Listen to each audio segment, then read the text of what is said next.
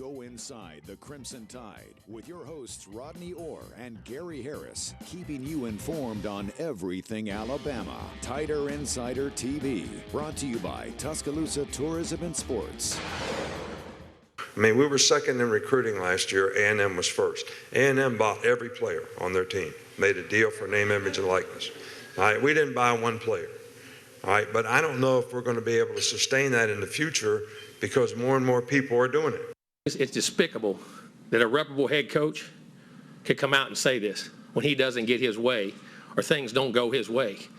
The narcissist in him doesn't allow those things to happen.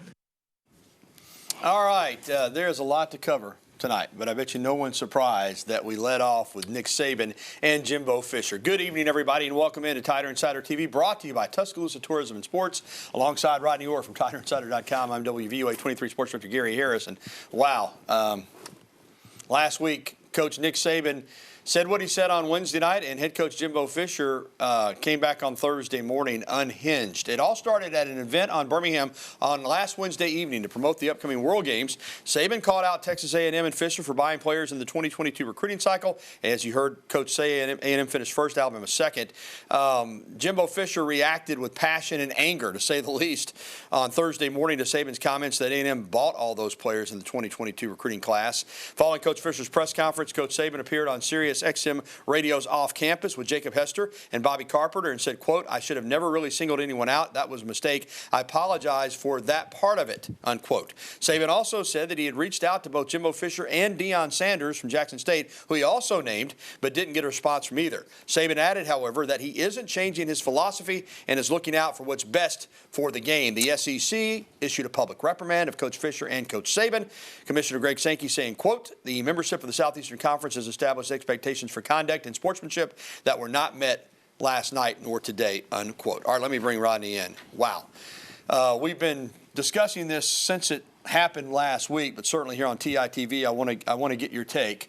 Let's start with Nick Saban's comments on Wednesday night, and I agree with him. I don't think he should have singled out Texas A&M or Jackson State. We know we've covered Nick Saban for 15 years. We know it's never personal. I think he was making a point as to how this is working. And you and I said this last week. If you go back and watch TITV from last week, you'll hear you and I saying, listen, name, image, and likeness is one thing. This is not the spirit of the rule. It was not intended to be a recruiting slush fund, basically. That's what it's become. So I don't blame Coach Saban one bit for getting it out there and forcing the issue, even though he might have said it a little bit differently. Yeah, we talked about it, as you said, last week. I said Texas A&M. It was you had two different playing fields. You had the way they were doing it, buying players, and you had the way Alabama was doing it, which was not using it as a recruiting tool or recruiting advantage. And Alabama's not the only school that handled it the right way, and Texas A&M's not the only school that handled it the wrong way, but I would say they were the one that abused it the most in this last recruiting class, as far as, the schools that we've heard things about.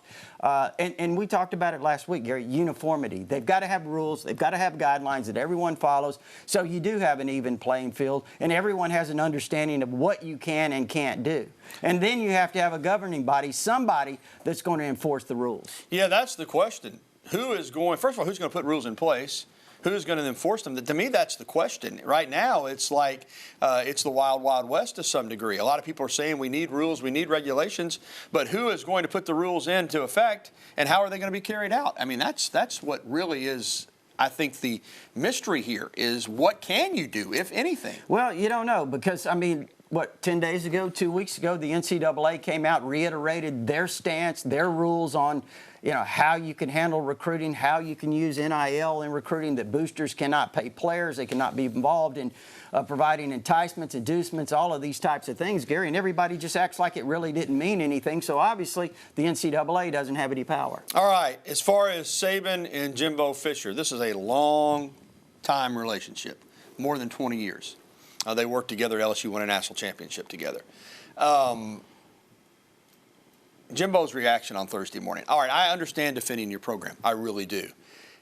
I would not have called a press conference. If I hadn't done anything wrong, I would have put out a statement just saying that there's no truth to that. But he made it very personal. In fact, it sounded like there was a lot of pent-up frustration and anger that came out. He called him a narcissist, talking about Coach Saban, said he had a God complex, said he was a cheater. I mean, he really was unhinged, in my opinion. Your reaction? Yeah. I thought he was. Well, listen, when I heard he was going to hold a 10 a.m. press conference on Thursday morning, I knew what was coming because we've seen Jimbo react that way before. He has a very difficult time in terms of self-control, restraining himself.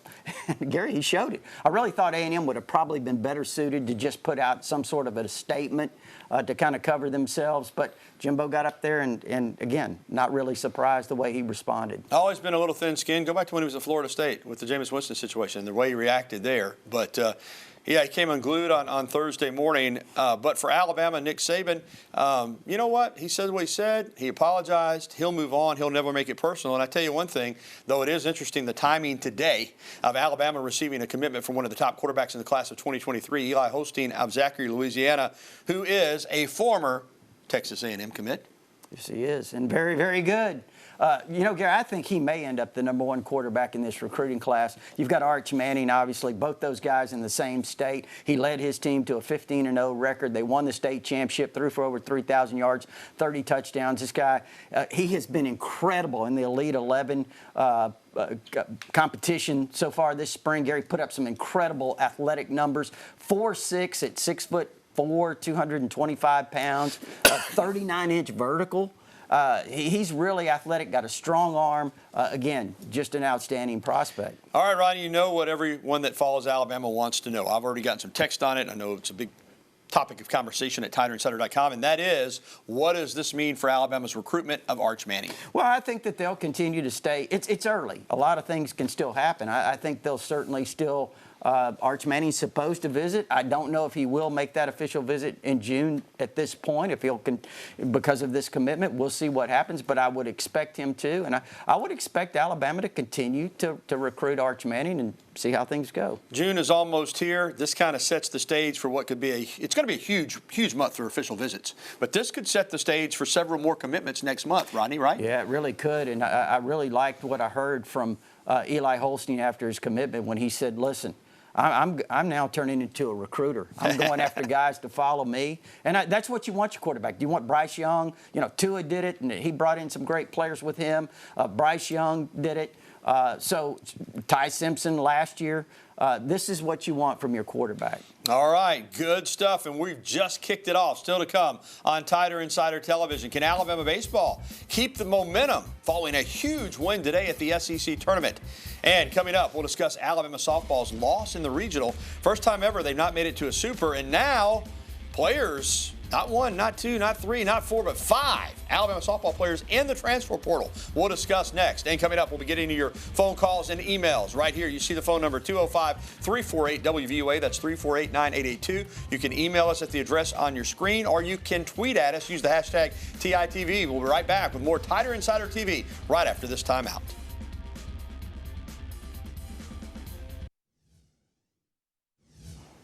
And welcome back to TITV, brought to you by Tuscaloosa Tourism and Sports. Alongside Rodney Orr, I'm Gary Harris. We know, Rodney, we use the term must-win a lot.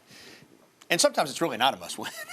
but today for Alabama baseball at the SEC tournament in Hoover, it really was a must-win to continue in the SEC tournament and to have any opportunity to get into a regional, because today was single elimination play. You got to win today just to get into double elimination. Alabama head coach Brad Bohannon estimates that his team needs probably 2 to 3 wins to be considered for a regional, so that means they had to beat Georgia today. Rain delays everywhere. In fact, they haven't even started the second game. How unfortunate is that? They scheduled to start at 9:30 so they could try to get all these games in before 1 or 2 in the morning. Still not going to happen. But Alabama got off to a hot start, man. They led 3-0 after 1. That's what you want when you're the visiting team. You've got the first at bat. They added 2 more runs in the second, Rod, to lead 5-0. Got some great work from their pitching staff. They were up 5-1 late in the game. Georgia did get a 2-run homer in the 8th, but Alabama wins it 5-3. And so they get the victory that moves them into the second round. They were scheduled to play Arkansas tomorrow morning at 9:30. That's probably not going to happen. But they're in the double elimination round, Rod. Got a shot. Remember last year they went to Hoover and they won a couple of games and they got in the regional. And they're coming off a series victory over Arkansas. So they got to have some confidence. Listen, it is what it is. You know, they got to win a couple more games. But when you look back at the schedule, even though the record wasn't great in the SEC, rarely did they get blown out? Most of the games, even when they lost, they were very competitive in. So maybe they can make a run here. They may have led the nation in run-one games. Probably did. Yeah, Probably they really did. So, you know, for Alabama now, you beat Arkansas. You're coming off an 18-5 win over the Hogs this past Saturday. You won 2 out of 3 in that series. I said they can make a run. What do you think, Rod? Has this team got enough pitching after having played today to get into the double elimination format of the tournament and go deep into the weekend? I mean, it's going to be tough. I mean, I don't think there's any question about that. This has been a team that just when you thought there were a couple of times during the season maybe they were going to turn the corner, they won at Tennessee, and then all of a sudden the bottom fell out. So, but look, this was a great response today to win this game. Now they've got an opportunity. We'll see if they can take advantage. Remember when Jim Wells and crew at they won the SEC tournament every year? It's been 2003 now since Alabama's won an SEC tournament championship. That is 19 years and counting. Well, Alabama softball will not be taking the field until next season. That's news, because the Crimson Tide, since super regionals were put in place, had made it to every super regional. Every one. Only team in the country could say that. That ended on Sunday when Stanford beat them twice. After having beaten them on Saturday, Alabama tried to come out of the losers bracket. They forced a winner take all second game on Sunday against the Cardinal, but they came up short, and we're not used to this. We're just not used to Alabama not playing in a super regional. And now, Rod, there's some questions about this program going forward. We'll get to those. Let's start off, though, with coach talk. Alabama head coach Patrick Murphy was asked what he told his team following the season-ending loss to the Cardinal. Murphy says his message has been consistent all season, whether it's following a win or a loss, because he says the outcome is not as big a factor as most of us would think. If it's just about winning and losing, that emotion's going to last for 4 hours. Seriously. We win a big game, 4 hours later, we're saying, what do you want to go eat? If you lose, almost the same thing. So we're playing for something bigger than ourselves here. And the relationships of everybody involved in the program, their teammates, their coaches, even you guys, that's something that we can treasure for a lifetime. And that's what I'm trying to teach these young ladies. All right, Rod, listen, before we get to the players leaving, you and I aren't always right. Sometimes we disagree with each other, but you and I were consistent. When the portal came into place, we said, this is going to be a free-for-all to some degree. All right, Alabama, doesn't make it into the Super Regional. Season ends on Sunday. And now in the last 2 days, 5 players reportedly in the transfer portal, all good players. Pitcher Lexi Calefoyle, outfielder Savannah Woodard, outfielder Dallas Goodnight, a true freshman, catcher Abby Dorr, another true freshman, infielder Jenner Lord, all of them reportedly in the transfer portal, Rodney. So the reason I kind of measure my comments here is because it's easy to say, oh my gosh, what's happening with Alabama softball? But this is what's happening everywhere. The portal gives players incentive to leave as soon as something doesn't go their way. It really does. I mean, it's not a surprise. This is something that we thought could potentially happen. It's just amazing. They've lost 5 players, Gary, 5 really, really good players. Now the question is, how do you fill those? Who are you going to fill them with? But obviously, Patrick Murphy will do that. He'll find there's going to be players all over the country available. That's right. And listen, I've had a bunch of messages today. What's going on with softball? Man, this is unbelievable. All right, let me say something about who is coming back, okay? How about Montana Fouts? She's coming back. She's announced this. Jenna Johnson coming back. Allie Shipman coming back. Ashley Prange coming back. So you're right, Rod. Those 4 players right there, anybody in America would take those 4 players. So you build around those and others, and now you've got freshmen coming in. You can look at the portal. It's just the new age of college sports. It's not just at Alabama. It is the way that it is. We're going to have to get used to it. All right, let's move on. Ashley Priest-Johnson has been named the head coach of Alabama's legendary gymnastics program, a 10-time Crimson Tide All-American and member of back-to-back NCAA championship teams. Johnston was legendary for coming up huge with routines when the stakes were the highest. She was clutch, in other words. She secured her place in Crimson Tide lore when she closed out the 2012 NCAA championships with a near-perfect balance beam routine to clinch Alabama's 6th national team title. I will mention she's been the associate head coach at Auburn the last 4 seasons. But you know what? Brad Bohan came from Auburn. Now Ashley Johnston is as well. All right, still to come on TITV, Alabama basketball is going international. We'll tell you more about this team's summer travel plans coming up next. And we'll be welcoming your phone calls, emails, and tweets. Go ahead and call in now. 205-348-WVOA. That's 348-9882. Listen, I'm expecting some great calls tonight. Go ahead and light up the phone lines. We'll be back with more TITV right after this on WVOA 23.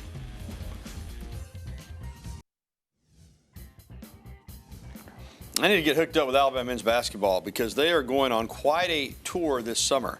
The team will visit Barcelona, Spain, and Paris, France on a 10-day basketball trip, Rod. How about that? Wow. Barcelona and Paris. I want to go. The Crimson Tide will play 3 games on their first European tour, the first 2 in Barcelona, the other in Paris. Also, the trip will include new Crimson Tide wing Dom Welch, a really good player at St. Bonaventure. He's from Buffalo, New York. Remember, Coach Oates coached at Buffalo, so he knew about Welch. He's coming in and will have 1 year to play at Alabama. Was a double-figure scorer last year for the Bonnies and really good player. Alabama still has 1 remaining scholarship available. All right, welcome back into TITV with Rodney Orr. I'm Gary Harris. Let's get to the phone lines. And we got our pal Caleb up in Hubbardsville ready to go this morning, or this evening. Hey, Caleb, how are you? All doing good, guys.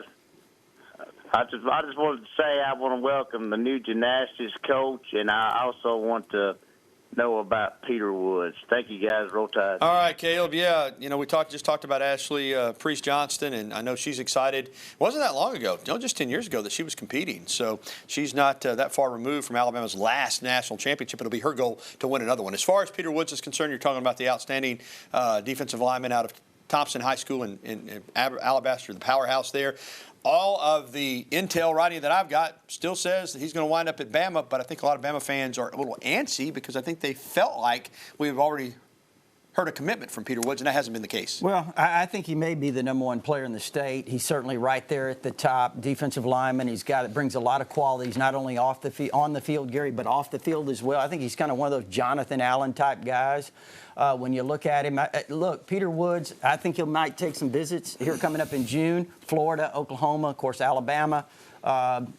But I think in the end, he will pick Alabama. And I won't be surprised if he makes a commitment shortly after those June visits. All right, thank you, Caleb. Phone lines are open at 205-348-9882. Let's get to an email. And this is our email question of the day, brought to you by KDM Services, serving your family like our family. For all your heating and air conditioning needs, it's KDM Services. All right, this is from Tommy in Samantha. And I already let the cat out of the bag a little bit in regards to this. Will Montana Fouts return next season? Yes, is the answer, Tommy. She has come out and issued a statement on her social media account saying she will definitely be back.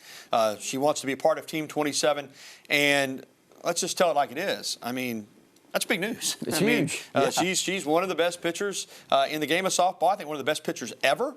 And for her to come back and lead this team next year is a big, big plus for Alabama softball. Huge. I mean, it's just like in football when you have guys like Devontae Smith say they're coming back. That's really big. You can't put a number on it. It's really that important to this team, Gary. It gives them a chance to, once again, get back to their goal, which is to go to Oklahoma City. All right, let's get back on the phone lines. And Jeff is with us from over in Birmingham. Hey, Jeff, good evening. Hey, good evening, guys. Just a quick question for you. I noticed that Alabama's still got some holes in their football schedule for next year. Any hearings about when they might fill that and who it might be? All right, Jeff, thank you for the phone call. Not next year. The 20 Oh, you're talking about 2023, I guess, because 2022 schedule is set. Yeah. Next season schedule is set. Is there a hole, Rodney? Do you know about 2023? I don't know. I'd have to look at it, Jeff. I can't answer you. I thought it was full, but if it isn't, I know they're working on it. One quick note on the 2022 schedule, though, because somebody had sent me a little text today about the Texas game, and what did if we got a chance to mention what we thought of that game. I'm going to tell you something. I think it's going to be a tough game. You remember LSU a couple years ago, and they're a great team. Now, it went south for Texas later in the year, but remember how tough that game was for LSU out there early in the year?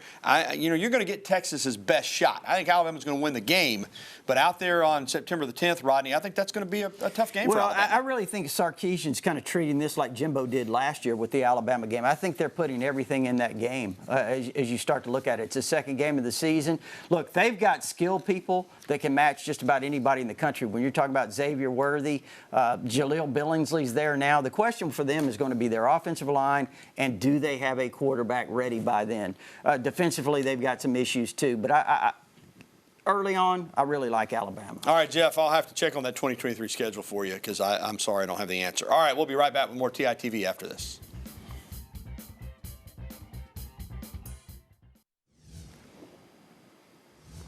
Back on TITV, I'm Gary Harris with Rodney Orr. Yeah, Jeff, we checked on it. You're right. 2 openings in 2023 on that schedule. So, again, you've got a whole season to play before that, but I'm sure Alabama will get those filled. But right now, 2 openings in 2023. All right, let's jump back out on the phone lines. And our good pal CB is with us right here in Tuscaloosa. Hey, CB, how are you? Fine, how y'all? But I tell you, I don't know about this portal stuff, but I tell you, Montana Fouts is a great pitcher. That was lack of hitting, but in a game or two, I don't know. Maybe it's just me. You know how I am.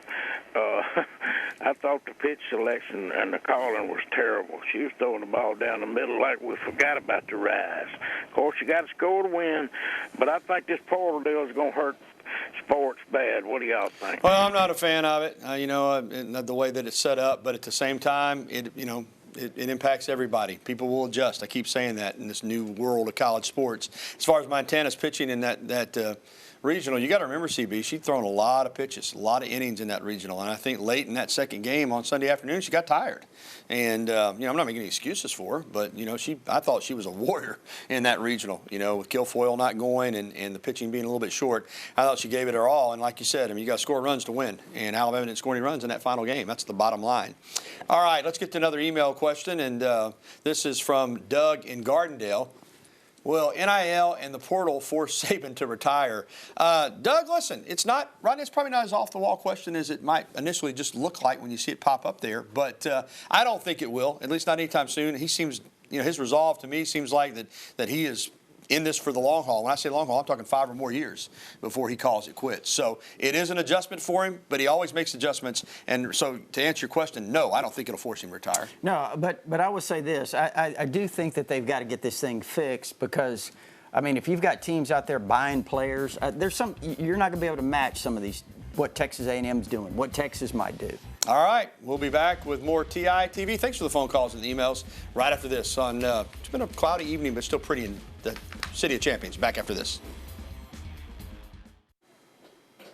Former Bama golfer Justin Thomas is 29 years old. He's now got 15 PGA Tour wins and 2 major championships. That puts him up there with the likes of Jack Nicklaus, Johnny Miller, Tiger Woods, Rory McIlroy, and Tom Watson. That's it. Wow. Only 6 men who have ever accomplished that. He's one of them. Won his second PGA Championship on Sunday at Southern Hills. Came from 7 strokes back to start the final round. Way to go, JT. Well, that's going to do it for TI TV, presented by Tuscaloosa Tourism and Sports. Thanks for watching. You catch a replay tonight at 10:30 or anytime at WVUA23.com. We're going to leave you with some video tonight from Alabama's senior night over the weekend. Crimson Tide Baseball honoring its seniors. Have a great night, everybody. For Rodney Orr, I'm Gary Harris. Talk to you again next week.